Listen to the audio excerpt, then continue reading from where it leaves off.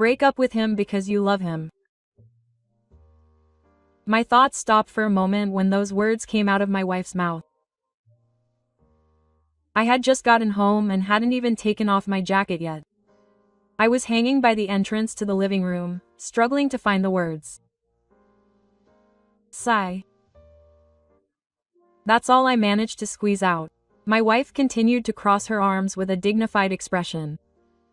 I don't think I can continue as a married couple with Haikun anymore. With him, I can be myself. It's strange to say, I'm happy, but that's how it is. Masao said that without any remorse. Are you okay in the head? My name is Yamada Hiroshi. I'm currently 27 years old and work as an accountant at an office in Tokyo. I've never been the type with a good capacity. My only strength is my hard work, and even when I was a student, I had no luck with romance and focused solely on studying. While my friends around me were walking hand in hand with their girlfriends, I spent my days going to cram school, returning home, and preparing for the entrance exams. It was similar at university. For me, who had nothing to do with the glamorous world of club parties and after parties, romance seemed like something from another world. And yet, somewhere in my heart, I had this unfounded, dreamlike hope that I might meet someone someday. And that someday came much sooner than I had expected. In the spring of my third year as a working adult, I met Yuko at a small bar I stopped by on my way home from work. There was a young part-time worker who occasionally showed up at the bar, and his name was Kita. Kishi-san, there's someone I'd like to introduce to you. She's a senior at my university and she's incredibly beautiful. She might be my type. When I turned around after being jokingly teased, I saw a beautiful woman with a calm aura. Her black hair was loosely curled back and she was wearing a classy one-piece dress. She looked a little older, but she had a certain mature sexiness to her. Yamada, hide. I heard about you from Kinoshita, not Kita. I heard you're an accountant. That was my first conversation with Yuko. I couldn't find the words to say. I could tell that my face was blushing. Are you nervous? You're cute. Being laughed at like that, I, who had no immunity to women, was completely taken aback. Things happened quickly after that. She was proactive. It was Yuko who invited me to dinner and to the movies. I just nodded and followed her. It had been a long time since I had even walked with a woman, and I was always nervous. Yuko always smiled as if to ease my tension. It's reassuring when you're serious. I'm sick of short guys. Those words made me so happy. I couldn't believe that someone like me could be like that, but deep down I thought spring had finally come for me. 6 months after we started dating, we started thinking about marriage. One day, Yuko said quietly, "Hey, why don't you think about getting married?" At that moment, I felt happy and strange at the same time. I thought it was too soon. But I knew that if I said that, I would be sacrificing my happiness, so I nodded.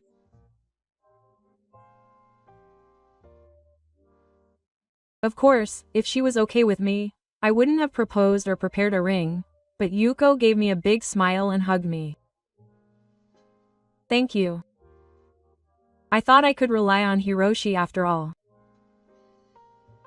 I still remember how the word reliable somehow bothered me. And another thing, as we were discussing the marriage, her father, who was like a gift to me, suggested a fake house. We might have grandchildren in the future, after all. So, even though he said he would accept the offer, he suggested that we build a fake house on our land so that our daughter could live without worry. At first, I was confused. Building a house next to her parents instead of my own? And it was a considerable financial burden for someone as young as me. But my father-in-law's proposal had some logic. The land would belong to them. We would live on the foundation alone. And Yuko also said, if I have children in the future, I want my parents to help me. My mother has experience raising children. Quote, after much thought, I made a decision. I thought I could do my best for my family and for my future children. With that in mind, I bought the land from my father-in-law, took out a loan in my own name, and built a magnificent house. The day the house was completely died, Yuko hugged me with tears in her eyes. Thank you, my dear. You really are the best husband. When she said that, I knew from the bottom of my heart that I had made the right choice. Until then, I had no idea that the moment she hugged me with a smile would be the last moment of happiness in my life. It had been exactly a year since we moved into our newly built house. Spring had returned and cherry blossoms were blooming in the nearby park. Last year, I had taken pictures with Yuko at the performance and walked hand in hand with her. But this year there was no sign of that. The first thing that felt strange was that Yuko had started coming home later and later at night.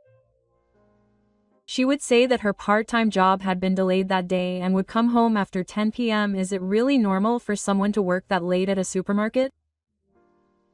I thought that, but I couldn't put it into words. I was afraid that she would think I was suspicious. Also, Yuko's demeanor had changed a little while ago. Her clothes had become strangely refreshing and she was wearing more revealing clothes. Her perfume had also changed from a subtle lavender scent to a strong vanilla scent. The strong, pungent scent has remained in my memory. One day, Yuko's smartphone rang on the thick cover. The name Kinoshita-kun was on the screen, which had been left in the living room.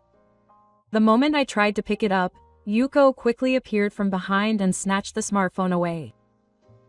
What are you doing? Don't look at someone else's smartphone without permission. No, I thought it was mine because the phone was ringing. Are you suspicious? Do you think I'm cheating on you? She yelled at me like she had lit a fire, and I couldn't find the words to respond. That night, Yuko locked the door to her bedroom and went to bed. Did we even need a key in our house? I didn't even know that anymore. The next day, I decided to ask her. Something had changed recently. You come home late, and I'm a little worried about the way you dress. Yuko laughed at the flowers. This is really annoying. I work outside the home and do my best to support our family. Why do you have to say that to me? I'm not suspicious, I'm just curious. If you're that curious, then maybe I should quit my job. But I guess you'll earn money for it. Accountant. The way she spoke was clearly provocative. She used to call me Hiroshi, but now she doesn't even call me by my name. I can't remember when my minerals disappeared from the fridge or when my breakfast became reduced to just one slice. And most of all, she started ignoring me more and more. She spent more time laughing with her smartphone in hand. I sat around the dinner table in silence. When I spoke to her, she just sighed and said, This continued every day, so one day I decided to talk to my in-laws about it. My father-in-law felt that Yuko was acting differently than before, so he left while smoking a cigarette. You know, my daughter is working outside the home. It's pathetic to think that a man who doubts that is the head of the family. Quote. My mother-in-law frowned. Our Yuko has always been a hard worker. Just because she dressed up a little to change her mood, they started accusing her of cheating or something. Women are the ones who get suspected like that. I guess I'm the bad guy in this house. When I became convinced of that, something cold spread deep in my chest. Why had I built this house? Why had I joined this family? I didn't know. Or maybe I had already figured out the answer. I just tried not to look. I just wanted to believe. One night, when I was trying to pick up Yuko's cardigan that had fallen under the washing machine, a small package fell out of my pocket. It was a hinting package. My heart shrank with a chilling sound. It wasn't that I didn't know anything. I had noticed. I had just been pretending not to see it. That night, I couldn't do a single thing. My desire to believe and the voice inside me telling me that I had reached my limits swirled around in my head. Yoko-san, before going to work, I opened my smartphone and searched for infidelity investigation. I contacted an agency that seemed to have a good reputation and made an appointment. From that day on, something quietly but surely changed inside me. The word trust had no meaning. All the hard work I had put in for my family had been a one-man show. Yuko was no longer my wife. I was no longer her husband. It took about 2 weeks from the decision to the report. During that time, Yuko kept going out, making excuses like she was going out for drinks after work because she had a girls' night out. The smell of perfume grew stronger, there was tin in her bag, and the name of an unfamiliar restaurant was on the receipt. And the report contained conclusive evidence. The photos showed Yuko walking arm in arm with an unknown man. They were close together, laughing. The moment they shared a kiss, and his back as he entered a hotel. The man was still young. A college student with brown hair and piercings, who seemed easygoing. According to the detective's report, he was Kinoshita Kenta. He was currently a fourth-year college student looking for a job. My wife had been having an affair with a college student before he started working. Swelling came before anger. Yuko's face, which said, "I'm trying my best," now just looks like a boss. No matter how much you try to trust her, people who are going to betray you will betray you. But I didn't cry. I don't believe her anymore, but I don't forgive her either. It's my turn now. The evidence is gathered. The stage is set. I'm going to put an end to this ridiculous farce. Just as I was thinking that, something happened. That night, I finished my overtime work as usual and arrived at the tree by train. I was trying to push myself to the limit with my tired body, but I stopped in my tracks the moment I unlocked the door, thinking that I wanted to at least take a bath right away. The lights in the living room were brighter than usual, and there he was sitting. Sitting on the sofa with a grin on his face was Kinoshita Kenta. Yes, he was the guy who worked part-time at that bar as a student.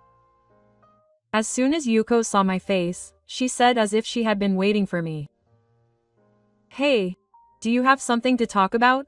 Quote. Kinoshita raised his hand while still sitting on the sofa. "It's been a while. Do you remember me? It's Kinoshita from the bar." Quote. That grinning face of his now looks more like a sickening vomit than a smirk. No, let me be clear, I even felt murderous intent. If you love him, break up with him. My thoughts stopped for a moment when those words came out of Yuko's mouth. I hadn't even taken off my jacket yet. I couldn't find the words to say as I hung there at the entrance to the living room. Sigh. That was all I could manage to squeeze out. Yuko continues to cross her arms with a dignified expression. I don't think I can continue as a couple with Hishi anymore. When I'm with Kinoshita, I can be myself. It's strange to say, nice to meet you. Well, that's how it is. Kinoshita holds out his hand without any remorse. Are you okay in the head? This is the time to introduce yourself. I yelled at him in my mind, but I think my face was as cold as ice. I slowly take off my jacket and go to the desk next to the living room without saying anything. Then I take my smartphone out of the desk drawer and slide the screen open. I open the data of the report that the detective agency sent me a few days ago. All the evidence is here. I slide the screen of my smartphone and check each photo one by one. The first photo shows Yuko and Kinoshita walking arm in arm on a dark street. They are laughing, just like lovers. The second photo shows the two of them kissing with the tone of a love hotel in the background. The third photo shows them passing through the automatic doors of the hotel and walking inside, hand in hand. And the fourth photo clearly showed the backs of the two of them leaving the building the next morning, wearing the same clothes and looking tired. No excuses would work. No excuses would be tolerated. This was reality. I returned to the living room with my smartphone in hand and silently thrust the screen in front of Kinoshita. It looks familiar, doesn't it? Kinoshita's smile stopped completely. Hey, wait, I'm serious, this is just a small part. There are other videos and recordings of conversations. Receipts for the days they entered and left the hotel. Everything is here. Yuko stood up and grimaced. What's that, voyeurism? Aren't you stalking? Huh. My wife has the right to find out who she's with and where she's doing what. I'm hiring a detective. It's the law, so what? She said she wanted a divorce, so it's fine. Do you think a divorce will be the end of it? I'm demanding compensation from both of them. I won't hesitate to take it to court if it makes sense. Kinoshita took a step back and looked up at me. Please stop suing me. I'm starting work at the company I got a job offer from next month. This is really bad. That's why I'm saying this, I want you to give me compensation. The moment Kinoshita lost his voice, Yuko grimaced and said, I refuse compensation.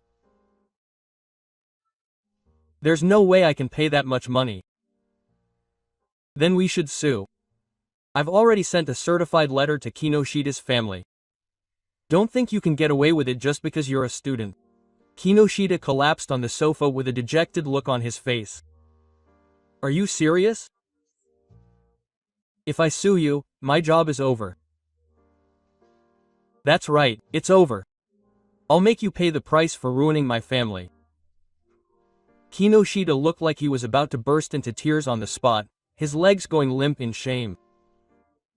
Yuko bit her lip but couldn't say anything more. She must have realized that I was serious. I took a deep breath and walked slowly. I'm going to see a lawyer now. In the meantime, pack your things and get out. The house is in my name. There's no room for you or that guy in this house. The living room suddenly froze. Kinoshita sank into a chair and looked down at the screen, pale as a limp face. Biting his lip, he looked away in regret. Then, footsteps came down the stairs. What's all the fuss about, Ishii-kun? What's going on? It was my father-in-law who showed up. My mother-in-law was behind him. I went without even looking. Gifu-san and the others too. I'm going to force them out of this house. My father-in-law's face turned redder and then straight. Huh? Wait a minute. What are you talking about? You brought a cheating woman and her real husband into your own daughter's life. Is it too late now? Have you ever taken my side even once? My in-laws just stood there, speechless. I slowly picked up my bag and left one last thing. This house is now mine. No one else has the right to live here. The only thing that echoed strangely loud was the quiet slamming of the front door. When I opened the door to the law firm, I felt a little bit of the darkness that had been building up in my chest lift. I took out a stack of documents from my bag and one by one laid them out on the desk. The report I had received from the detective, the photographic evidence of the affair, the phone call history, and the love hotel receipts. The lawyer silently looked over them, then nodded slowly. With all this evidence, it's certain that the infidelity was proven. Let's proceed by demanding compensation from both the wife and the other party. I nodded slightly. What would be a reasonable amount? That's right. Taking into account the fact that the two of them were in a marital relationship, the duration, the depth of the relationship, and the strength of the evidence, it would be realistic to demand 3 million yen from Yuko and the same amount from Kinoshita, for a total of 6 million yen. I remember the devilish man who had been grinning at me, his face twisted as if he was about to cry. If he found out that the evidence had reached his family home, this time he would be serious. And about the house, I went quietly. The house I had built, the fake house. The land and the building are actually all in my name. The lawyer's eyebrows moved a little. Even the land. I calmly explained that Gifu-san was the owner. At first, my father-in-law said he would lend me the land for free. But just to be safe, I got the land appraised and officially bought it. The contract is signed and Toki is living there too. The building is in my name alone with a loan. I see. In that case, it's possible to demand that everyone, including Gifu, vacate the property. Legally, it's your house. Yes. I won't hold back anymore. That day, formal notices were sent to Gifu, Yuko, and Kinoshita's family home. The contents included a demand for compensation, proof of ownership of the land and building, and a request to vacate the property. I clearly stated my intentions along with all the evidence in the document I sent, signed by the lawyer. A few days later, my father-in-law called. Hey, Kishi, do you really think you made that land yours? That was just a formality, right? I couldn't help but feel hurt by those words. Just a formality. I got the appraisal value, my father-in-law signed the sales contract himself, and the matter was settled with the notary public present. The due date has already been paid. My name is also on the due date. That's just a convenient memory, like I cooperated so that Yuko and I could have a house. It wasn't cooperation, it was a formal sale. Do you remember? My father-in-law on the phone fell silent. The silence was the most convenient thing of all. Stop messing with people's lives for your own convenience. I signed the contract properly and paid the due date for the sake of my family. You guys are the ones who trampled on that. I returned to my house and packed my things.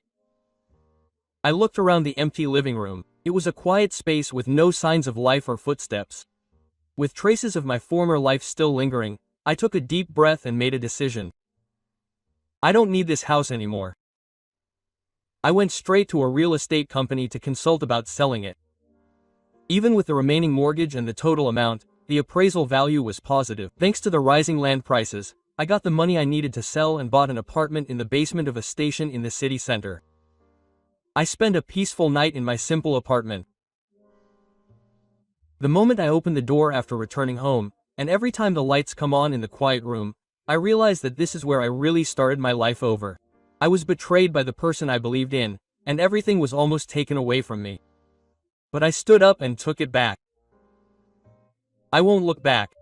I realized this with my own hands, and from now on, I won't let anyone get in my way. After that, Yuko and I officially divorced, and the house was finally sold. Although I had been rude to them, the alimony was finally transferred through my lawyer.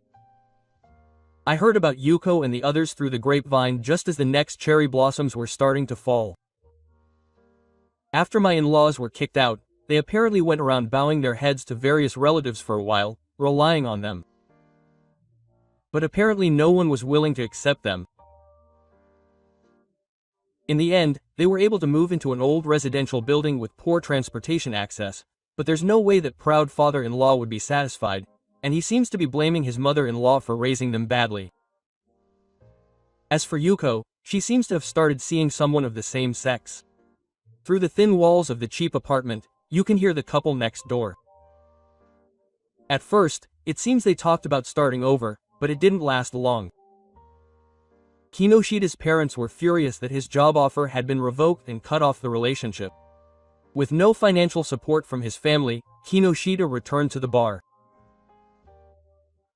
He now works at the same bar he worked at as a student, wiping glasses and bowing to customers with a grin.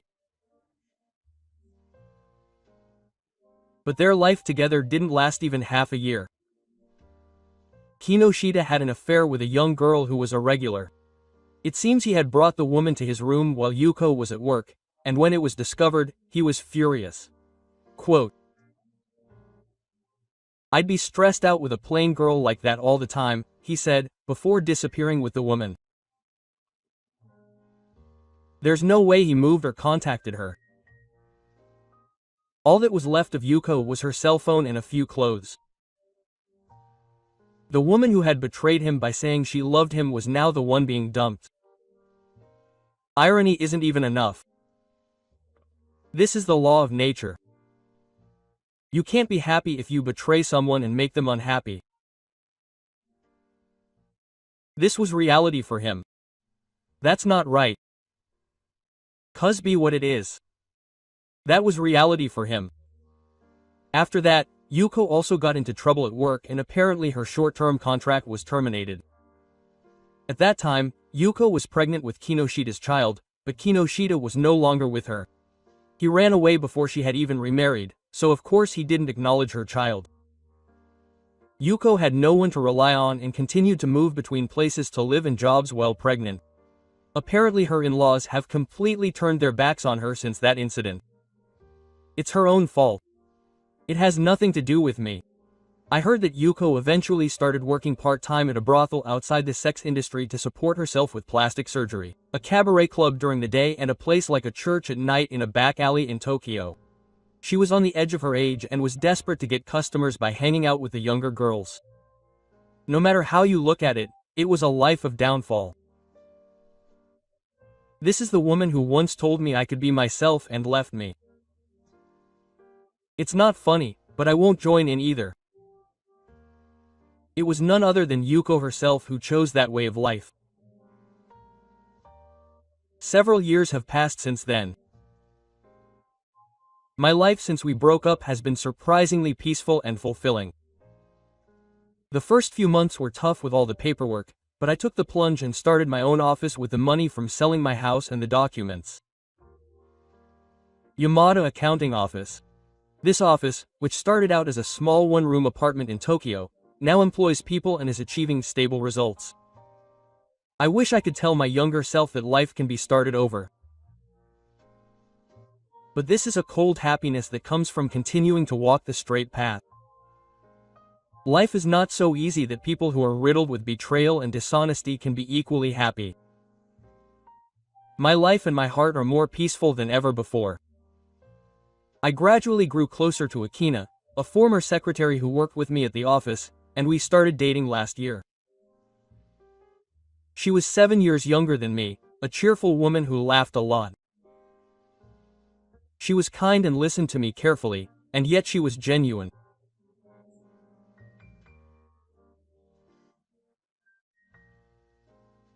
When she said that to me, I was still reeling from the pain of my previous divorce. It was the first time I told her about my past. Not as a sob story, but as facts. And you just listened to me in silence until the end. At that moment, I made a decision. I would trust someone again. A year after we started dating, I proposed to you. She cried and said yes. Now we live in a small apartment. Our first baby is due in the spring. On Sunday mornings, you make me coffee. We spend our time drinking it and having casual conversations like, let's go for a walk today. This kind of daily life is completely different from what I used to have. Quiet, gentle, and unbreakable. One day, I happened to see someone who looked like Yuko in front of the station. The way she walked quickly, her face slightly clouded, made it seem like she was being chased by someone. Did she not notice me? Or did she notice me but not have the courage to talk to me? Either way, there was no reason for me to talk to her. There was just one thing I thought. The law of cause and effect really does exist. I was betrayed by the person I trusted and fell into the depths of despair, but if I kept walking without abandoning my beliefs, new happiness was waiting for me. Betrayal is punished, honesty is rewarded. I learned such an obvious fact through my own experience. Now, that house, that woman, everything is a thing of the past. I only want someone who is living in the present to hold my hand. Just someone who will walk with me into the future is enough.